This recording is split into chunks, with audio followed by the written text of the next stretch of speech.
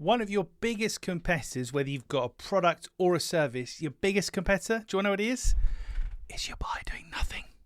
That's right. It's your buyer doing absolutely nothing. You've got to be really clear with them as a seller why they should actually take action to resolve this versus just leaving it be and seeing what happens. That's what we're talking about in today's episode 1064 of the Daily Sales Message podcast, where every single day I share a piece of simple and actionable advice that's designed to help you feel more confident and sell more stuff too.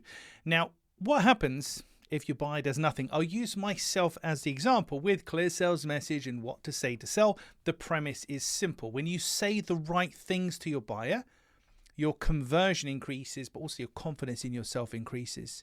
So if you're not saying the right things, you're probably wasting inquiries and leads first and foremost. You're not attracting people in the first place. People just aren't understanding and getting it, and conversations take longer for them to understand. So there's a few, and there's more than that, but there's a few things like that, and they all have a time cost and a financial cost.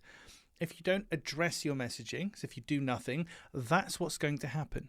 Now, the difficulty is you won't get you won't get an invoice through the post for the cost of those things. So there's always this issue where it's, well, it's going to cost you loads of money. And people are thinking, well, I'm not seeing the money anyway. I didn't get an invoice for it, so it doesn't matter.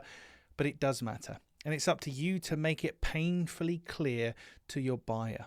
One of the ways that I do it with my Clear Sales Message potential clients is we use this notion of 10%. So if you were able to increase your annual sales by 10%, which is pretty reasonable given the track record of Clear Sales Message, what does that look like? So if you turned over £500,000 last year, that's 50 grand. So the cost of you not doing this is potentially 50 grand or more.